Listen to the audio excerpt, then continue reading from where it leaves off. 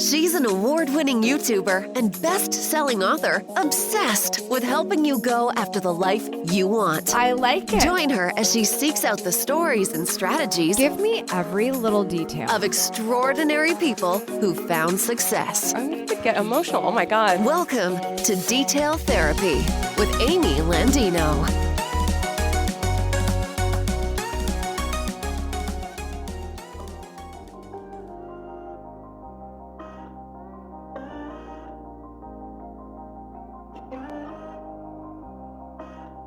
Good morning, good life. Welcome back to Detail Therapy. In this episode, we're going into the details about, I'm pregnant.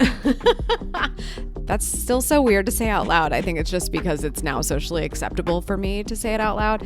And when I say socially acceptable, I mean like I inflicted those rules on myself that we weren't going to talk about it for a while.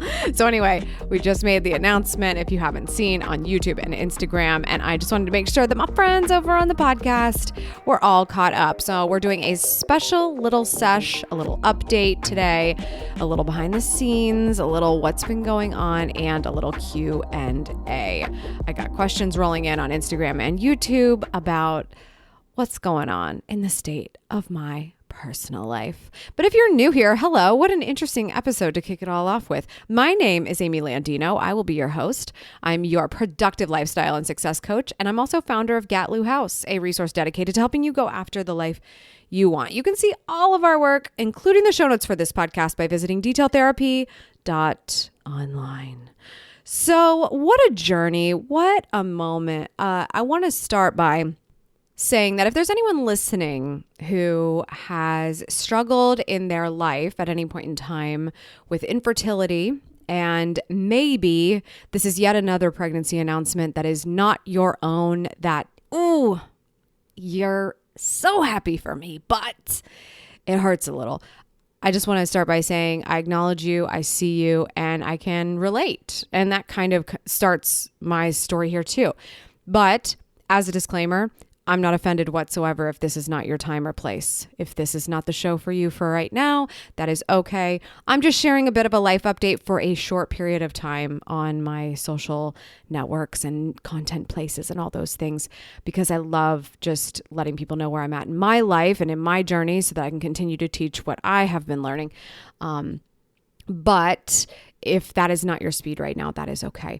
But it is kind of the beginning of my story. I think for a really, really long time, I wasn't ready to have children. And I kind of knew as we were going along here that if you are unsure of that, you should probably figure it out at some point, because there's, the clock everybody likes to tell you about, you know what I mean, ladies? And everyone's looking at their watches and the doctor keeps saying, okay, like, how old are you going to be next year? Okay. And you know what? My doctor was always very, very cool with me about that. And I just would say, I'm not there yet. How do you feel about that? And she would always say, that's totally fine. We'll talk about it again next year.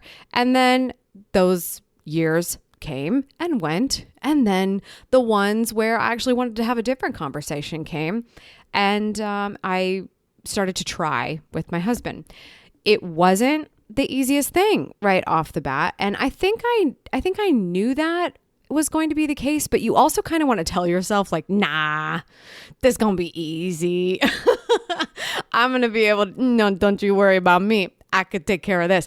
But it didn't go that way. And I'm sure there's someone who can relate to this listening right now. But we actually were giving it a good old college try for a couple of years that it didn't really pan out. So to the point where we were just doing different things. We bought a house, we sold that house. Then we decided to buy a property in Florida. We moved to Florida. And all of that after a nice long hiatus and trip to Italy, and all of these things were happening. And I think while we were trying, we had also kind of reached a point of fatigue where maybe we just got impatient early. I'm sure there are people who've been waiting more like 5 or 6 years in their life. But because I had reached advanced maternal age and we were not yet pregnant, I just thought, okay, this may not be a thing. And so, that's exactly when it happens. And we had completely forgotten about the idea altogether when suddenly the test came back positive. So it's just been really wild because it's like, it's the moment something happens that you wanted to happen that didn't happen right away. And I know you can relate to this if you've ever set a goal in your life. We're not meant to get what we want right away sometimes, most times. And this was one of those things for us. And you know what? I think it made us actually stronger and more prepared for it. Even though right now we're completely caught off guard because we were thinking it wasn't going to happen at all. But anyway, so it's just been, a whirlwind of questions, not just from others to us, because that has been aplenty, of course, but questions to ourselves, and it's like, okay, well, we just decided to move to a state that we don't have very many relatives in, and now we're growing our family. What are the repercussions of that? Would we have chosen differently? I'm not the type of person to really stew on my decisions. I think I knew in the back of my mind that we wanted to make this decision in terms of moving to Florida. So I don't really question it. I wish I had a bigger place, but other than that, no, I think it's been really good for us, actually. I think the hardest part is that we just haven't been able to sit still much. We still are doing quite a bit of travel back to the Midwest every once in a while because we're tying up loose ends there. I lived there for 35 years. The business has been based there. I have my team out there. So we're still kind of shifting gears to be down here full time, but that's going to be enforced heavily very soon because I will not be able to go anywhere in the somewhat near future. So it's just been a lot lately, and we finally just got over the hump of like, when do we tell my parents? When do we tell his parents? And making sure we could tell those people in person. There were some people we could tell in person. We're still trying to socially distance for the most part because I do not want to get sick. Like, I don't care what you call it. You can call it the pandemic. You can call it the flu. I don't want it. Keep it to yourself. I have been distancing. I even postponed my own flight home to Florida by a couple of days because my husband caught a cold. I was like, I'm not coming to see you. You need to get over that. I'll see you 48 hours later. And so these are just the precautions we've been taking, but the family knows now. We've done a gender reveal, and then we told the internet. If you missed out, we had a little announcement over at youtube.com/AmyTV, just a little sit down video with Vincenzo and I, which is always hilarious. Just like the two of us sitting on camera together, because it's like he's not used to doing as much YouTube as I am, and I'm not used to doing videos with other people that often. It's usually just me. So it's just funny to me. And then we did a fun little production over on Instagram to kind of make it a flashy little announcement. So if you missed that, we'll link to that in the show notes. Also, do not miss the telling my husband I'm pregnant video that I just posted on YouTube as well. So there's 2 videos over there. Oh my gosh. If you want to cry your eyes out, just letting you know, it's available to you right now. But yeah, so I'm just like, finally I can just like chit chat on the podcast with my lovely patient friends who are commuting their own kids or on the treadmill thinking about whether or not they want kids ever or whatever. Like, whatever you're doing right now, your support means the world to me. And I just wanted to open up to you and literally word vomit. So you're welcome. Welcome to episode 130 of Detail Therapy. So that's what's been going on. I might as well just say, I'm having a girl. So Gatlu girl in the house. Very excited about that. And would have been excited either way. By the way, disclaimer of all parents of all time. Oh, I would have been happy with absolutely anything. I would have been too. I actually for a minute was like, oh my gosh, I think I'm having a boy. Do you know why? Because apparently boys give you an easier time during pregnancy. That's an old wives' tale. And I know so many women who are going to disagree and say that their daughter was perfectly lovely to them during pregnancy. My daughter is doing the same for me. I had a somewhat tragic weekend where I may or may not have been reacting allergically to something that I have not identified yet. I think it's cheese. But other than that, I am the obnoxious woman who will say, My first trimester was not that bad. And I am about 20 weeks.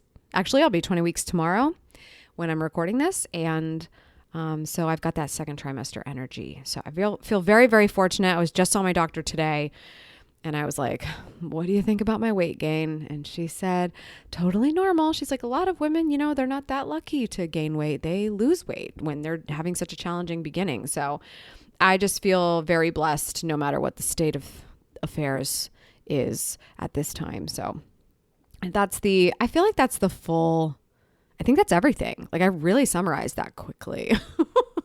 I wanted to do you that favor of summarizing it quickly because it's not that complicated. You guys are not here for parenting or pregnancy things, but this is me just letting you into my personal life. And I think that that's important because you get to remember that I am a human and that I am learning as I go as well. And I like to share what I learn with you. So I went over to my Instagram and YouTube and I just asked, hey, I'm going to do a little Q&A over at Detailed Therapy. What do you want to know about the situation of the moment, my big announcement, my pregnancy? I got a couple of questions. The first one, which is the same one I think everyone loves to ask, right?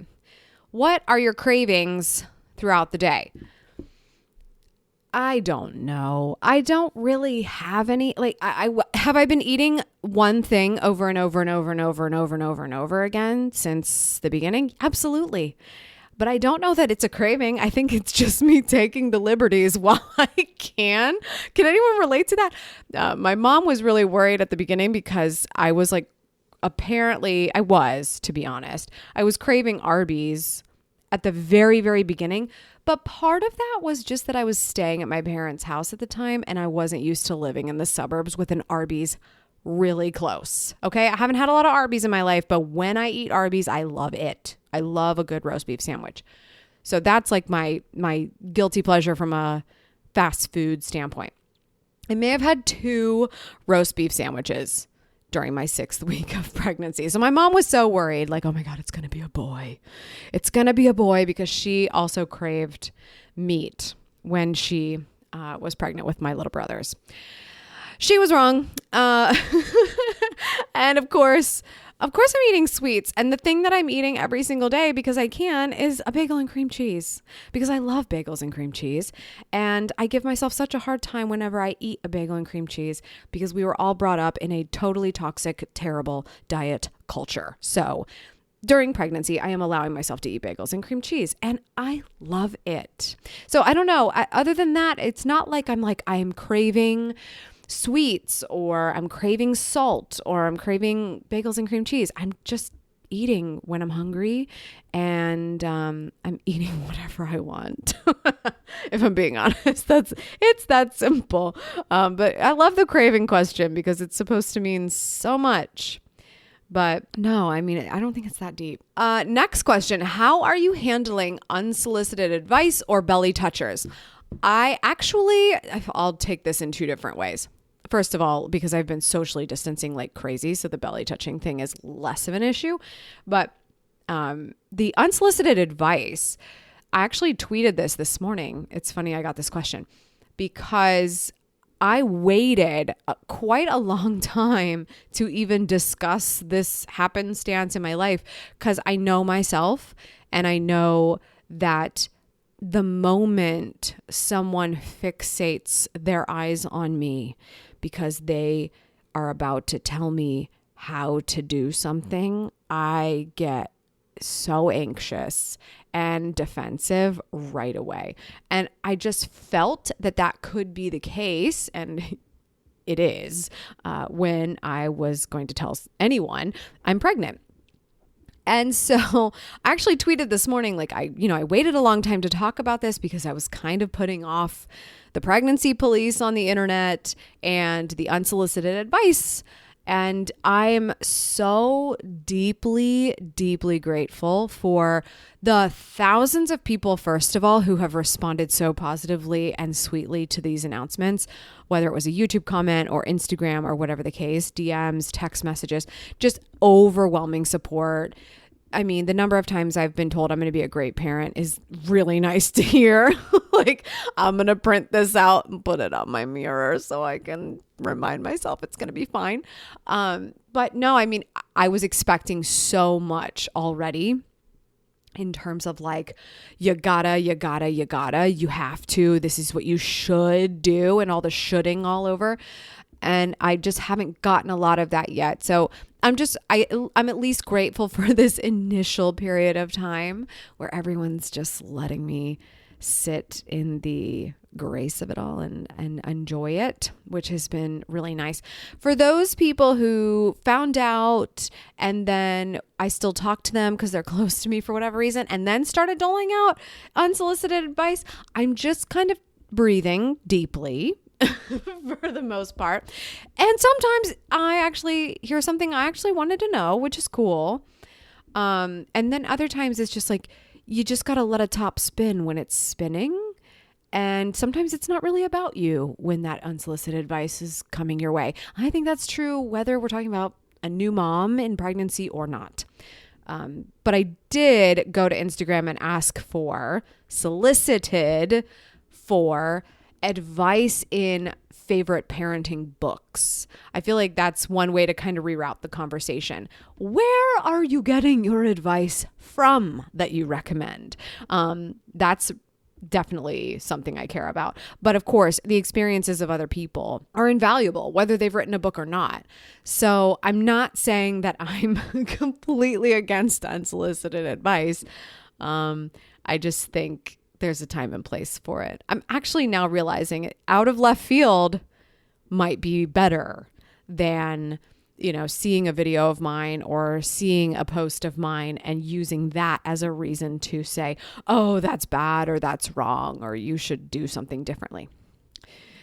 But again, hasn't happened quite yet. So I feel very, very grateful for that. I have had only 2 people touch my belly. That was, not inappropriate, but that wasn't my husband. And it was my dad, which was just the sweetest thing. And one of my best friends, Jessie. And that's just like, I knew she would. Like, I knew that girl was coming in. And I got it on camera and everything. I don't know when it's going out, but I have a video of family and friends' reactions to finding out we're pregnant. And it's hilarious. It's the first thing she did. And it's just like, she's a mom and she knew about our kind of issues before. So it was absolutely not unexpected. But everyone else, again, has been very, very courteous, which is good because I don't want to be near anyone. It has nothing to do with belly touching. It just has to do with germs. So it's been okay. It's been okay so far. Next question. How many kids do I want? Well, you know what? For a little while, it was looking like it wasn't going to be possible at all. So I don't think this is something where I'm going to go, oh, cool. I had such a great first pregnancy. We should keep doing this. I'm not that dense. I actually think it's way too good to be true. And something's going to go awry. And certainly it would go awry for a second. But we do talk about it. And so we'll see. But I'm going by the advice of my doctor, who still continues to tell me I'm not too old, which is great. But let's take it one kid at a time, shall we? Thank you for the question, though. Someone asked, how were the first 12 weeks? Were you sick?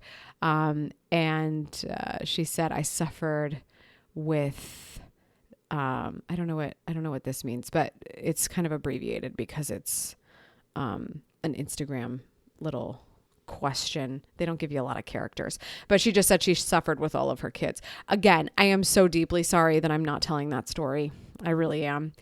I honestly only had one moment of nausea, and I don't think I can completely blame pregnancy. I'm sure it was a factor, but it was the day after I got my flu shot, and it was just one momentary second, and then it went away and nothing even happened. So, I feel very, very, very, very unbelievably grateful for that because, oh my gosh. I mean, I was exhausted. I was absolutely exhausted. at the beginning, the funniest thing about that was we got back from Italy and I immediately went on the whole like, okay, I'm done drinking wine and eating bread because I did that for a month. So I stopped drinking and I was doing a program called 75 Hard, which is created by Andy Frisella.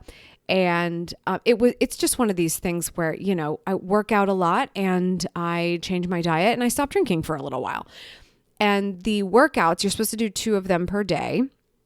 And the second one is always a walk outside for me. It's just a walk. It's just 45 minutes of walking. These walks, oh my gosh.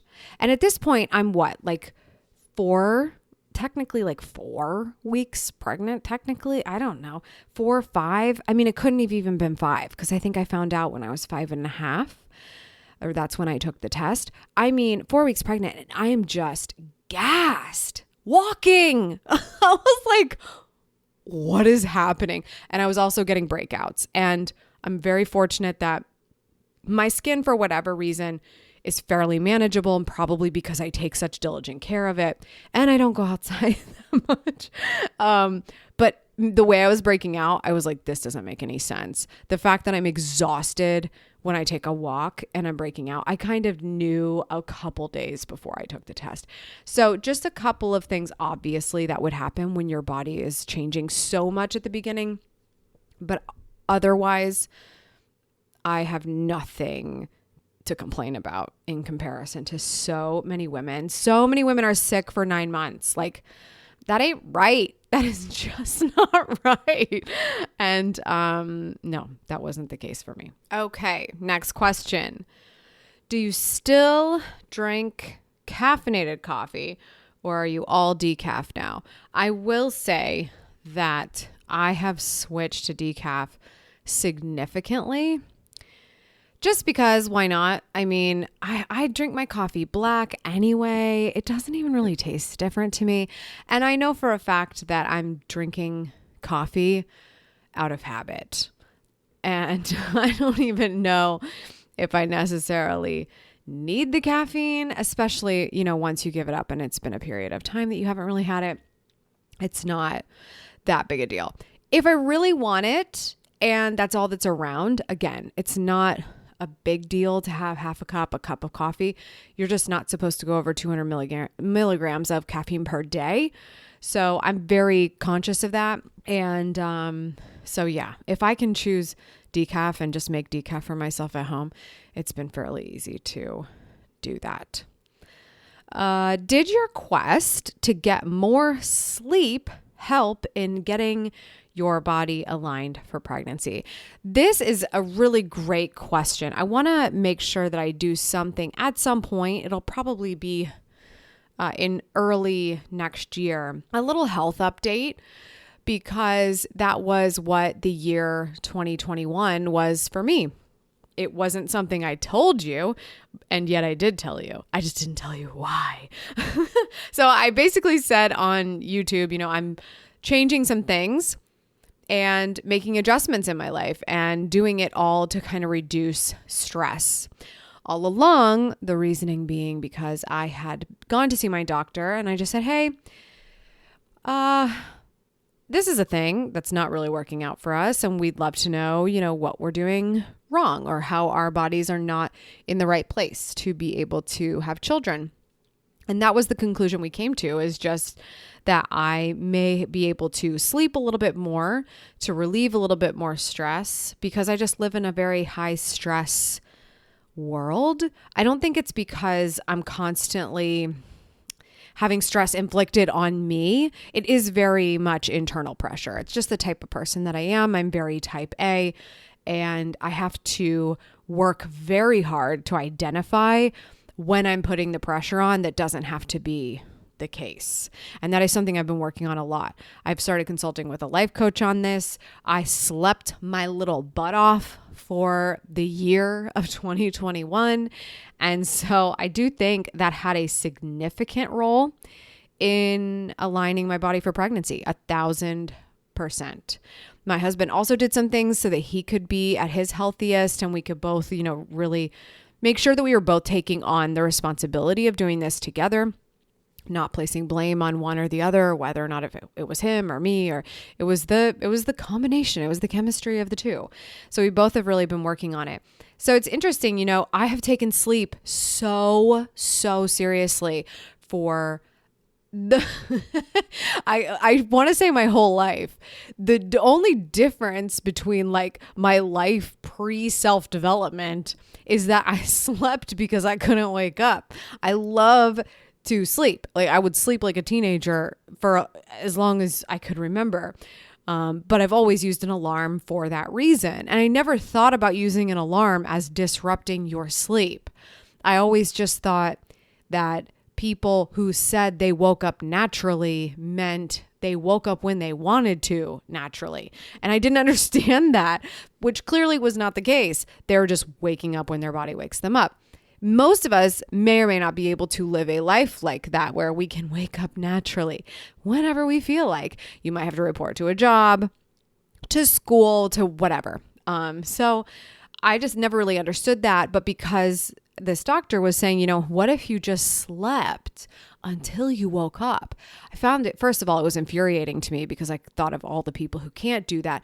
But in the case of, I'm trying to problem solve this and this is something I have not tried, I'm going to try it. And so, yeah, as seriously as I took sleep before, which I did, I didn't have a TV in my room. I put an eye mask on. I refused to let the phone be in the same room as me. It was always in my dressing room. I always took sleep so seriously. It's just that 7.5 hours wasn't long enough. And so it was more like 8.5, sometimes 9 is what my body needed. And I think that's actually worked itself out to be 8.5. I think the only reason why I ever was getting 9 was because I was catching up when I stopped turning that alarm on. So yeah, I mean, that was one of the biggest changes I made, even though it may not be that big to me because I just woke up a little bit later. My body is still going to wake up naturally at some point. It's not like it was going to be 3 or 4 hours later. It was soon after I typically would. But that is a big change for some people because it may not be possible in your world. So it was a slight adjustment that made a huge difference. I was already doing a lot of other stuff in terms of taking care of my health and stress relief. I stayed on top of my fitness fairly well, as much as I kicked and screamed about it. I just always just watched what I ate for the most part. It doesn't mean I wouldn't have that occasional bagel. I wouldn't have like the splurge. I wouldn't have a piece of cake. Like I would. I'm not ripped. Like I don't have the body of a lifetime. I just took care of my health so that I could always make sure that I was on the up and up. I want to live a long time, but I want to enjoy my life while I'm doing it. So I'm going to have a French fry every once in a while. And so, yeah, I think I had a lot of some ducks in the row, but my sleep was the one thing we improved. And so, yeah, I have to give that a whole lot of credit because it's the one thing we can really point to that helped. Next question. How did you keep your energy up in the first trimester? I'm struggling. Honestly, I look at everything as if you're having a moment where you are not where you want to be because you're health-wise, you are slowed down, you have to just let the season be the season. And I know that your first trimester might be really frustrating for you because it's not matching up perfectly with, oh, but I have all these things I've got to get done. I can completely relate to that. But I also just had to say, this is such an awesome moment for me. And this is something that I have worked on for so long that I didn't think was possible. I'm going to let my body tell me that when I'm at the office, typically powering through the day, and suddenly my whole body wants to shut down at 12:30 and I have to go take a power nap in the health room down the hall, I'm going to do that, which is, I actually had to do that. You guys know we have an office space in Columbus, Ohio. I typically work from home, but we have an office space. And there was one day I was at work and I only had one other team member with me. And I was like, I'm tired suddenly. And I couldn't tell her why. I'm tired suddenly. I need a nap. And I just shut my eyes for 20 minutes. I laid on the floor. I'm not even kidding. I laid on the floor and I slept for 20 minutes.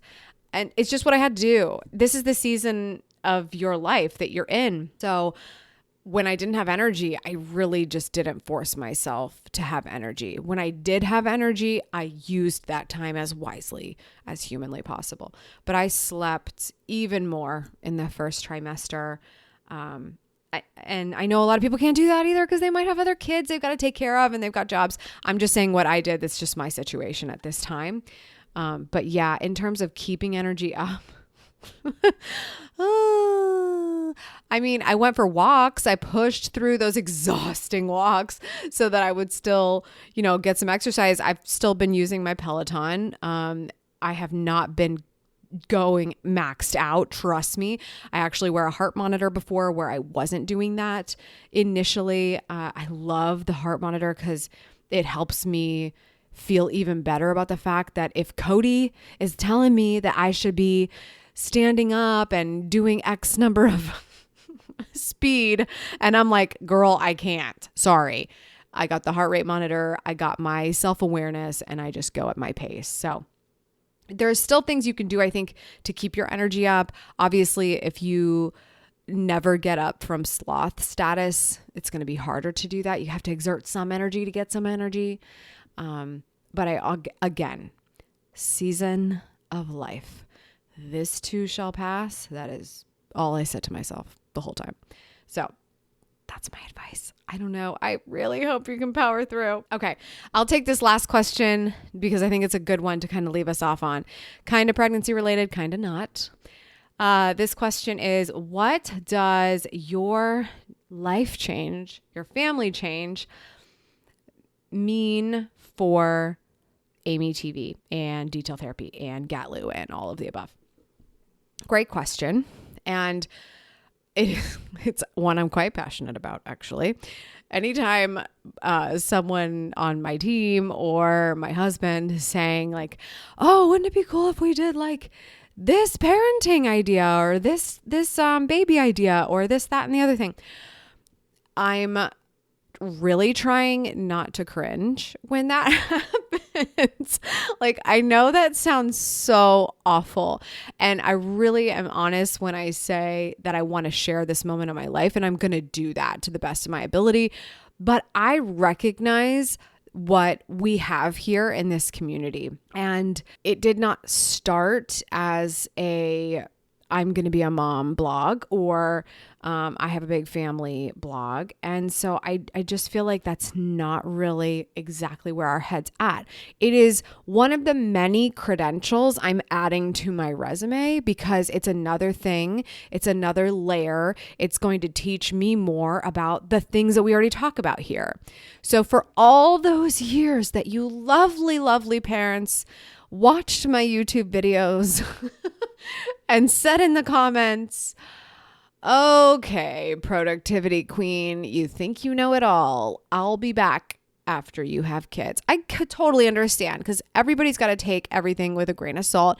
They have to implement it. You have to experiment. You have to do in your own life to figure out if something is right for you. There may have been a piece of advice I've given you in life or in your professional world or whatever that has been a game changer for you. I hope that's the case. If you're listening to this and you're like, girl, yes, been here since 2010 because of that one thing you told me to do for my email list. Like, thank you. I appreciate you. I'm so glad that was a game changer. Hopefully we've had even more better things than since then.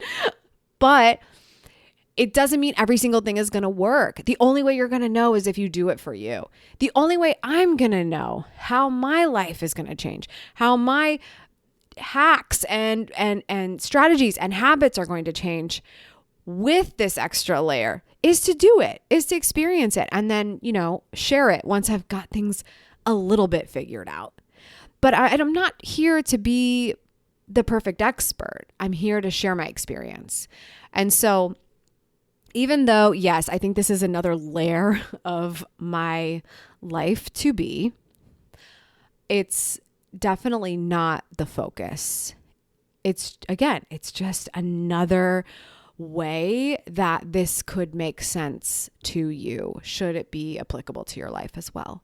And I know there's a lot of people in this community, the main demographic being 25 to 40-year-old women. I mean, like, there's many of you younger than that, and there's many of you older than that. And it's awesome. But knowing who that core group is, parenting does play a role in many of your lives, and many of you not, because times are changing. So anyway, so I just don't think it makes any sense for me to become Amy the Mom TV, because it's just not authentic to me. It just happens to be something that is going to be another layer of my life. I'm a mother, I'm an entrepreneur, and I'm sharing my life with you so we can all learn together. So I really appreciate that question, because I kind of just wanted to get that off my chest. And I'd love your thoughts on it. Like, if there is something in particular about this realm of my life that would be fascinating to you, or that you would want to expound upon, then let me know. We love getting feedback from you, the podcast listener.